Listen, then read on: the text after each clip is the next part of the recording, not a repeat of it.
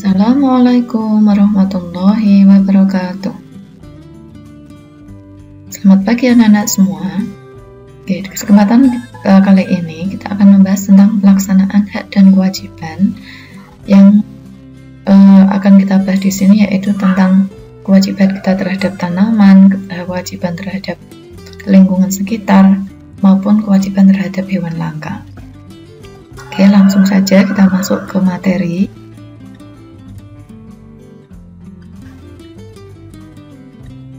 Nah, di sini Bu In sudah membuatkan peta konsepnya.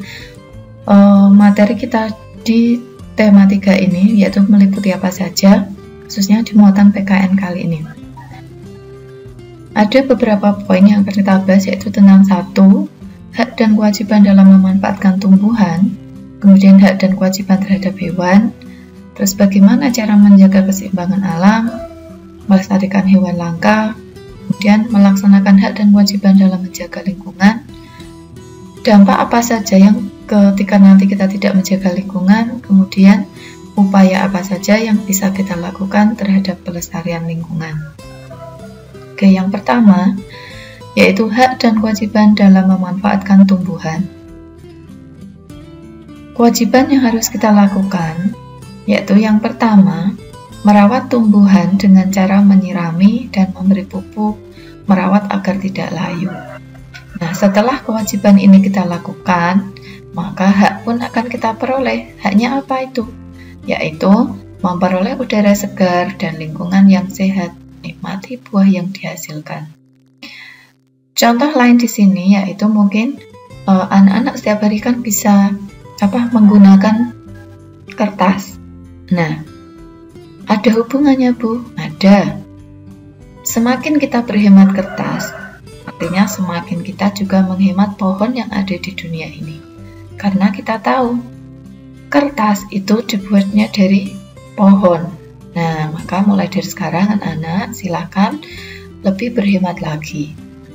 Tidak usah memakai kertas apabila itu tidak diperlukan. Bahkan mungkin memakai kertas yang masih kosong untuk mainan. Karena apa? Semakin banyak pohon yang digunakan, itu juga akan berdampak tidak baik. Nah, yang akan kita bahas nanti kemudian. Yang kedua yaitu hak dan kewajiban terhadap hewan. Nah, anak-anak punya hewan peliharaan di rumah? Oke, kewajiban apa saja yang harus kita lakukan? Nah, di sini kewajibannya yaitu merawat hewan peliharaan dengan sebaik mungkin. Mungkin dengan cara memberi makan yang cukup, memandikan, tidak menyia-nyiakannya.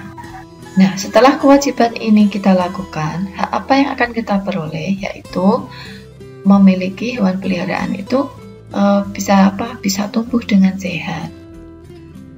Nah, yang ketiga, kita sebagai manusia juga wajib menjaga keseimbangan lingkungan.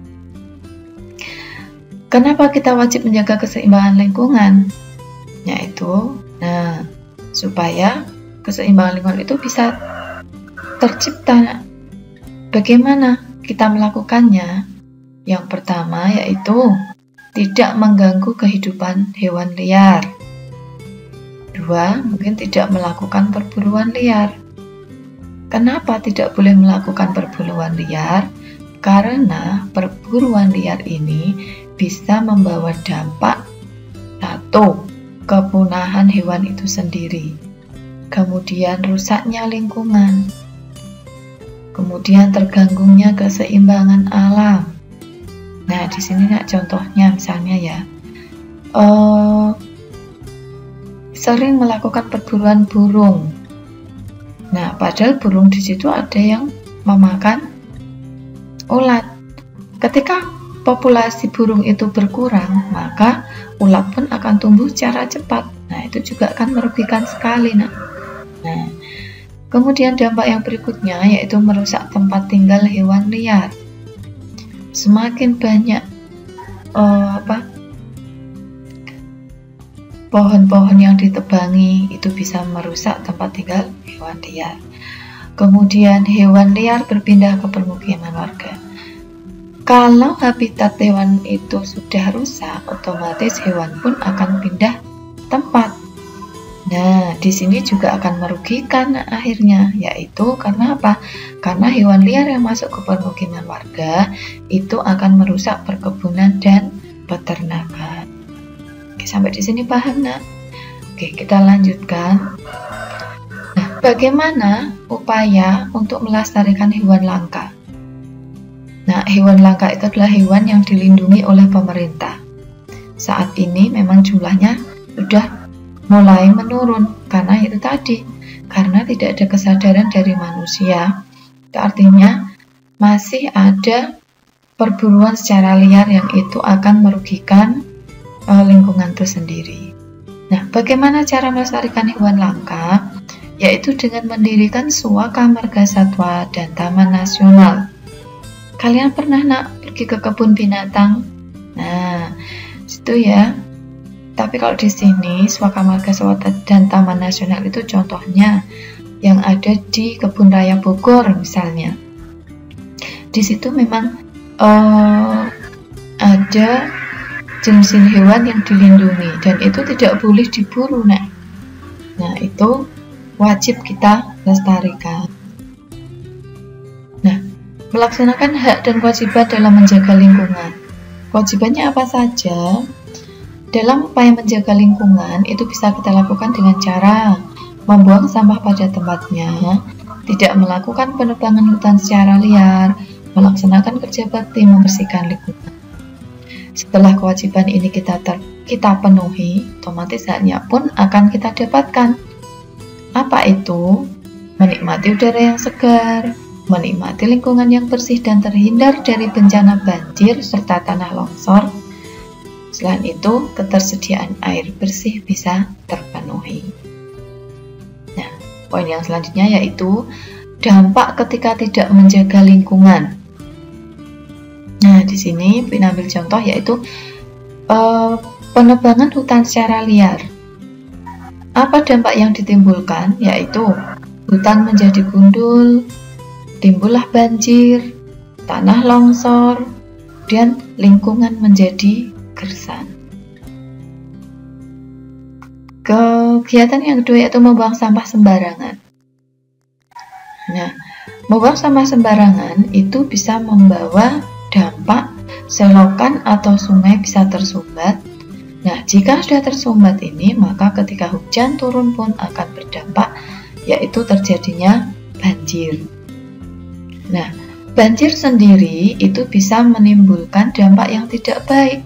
Contoh yang pertama, yaitu lingkungan menjadi kotor, banyak lumpur, sampah berserakan saat banjir sudah mulai surut, kemudian timbul berbagai penyakit seperti diare. Nah, selanjutnya yaitu kurangnya ketersediaan air bersih. Nah, yang terakhir yaitu bagaimana upaya pelestarian lingkungan, yaitu bisa kita lakukan dengan cara satu, tidak merusak taman sekitar, tidak melakukan penebangan liar, kemudian melakukan reboisasi atau penghijauan. Mungkin itu yang bisa Bu In sampaikan di materi kita kali ini. Semoga anak-anak bisa menerapkannya dalam kehidupan sehari-hari. Semoga bermanfaat. Nah, poin selanjutnya yaitu Bu In akan memberikan tugas. Nah, ini nanti bisa kalian buka di LMS-nya, yaitu mendiskusikan tentang hak dan kewajiban melestarikan hewan langka dengan cara mengisi tabel yang sudah disediakan di form assessment. Itu nanti ada cuplikan sedikit artikel, kalian harus membaca itu, kemudian diskusikan dan jawablah pertanyaan-pertanyaan yang ada di situ.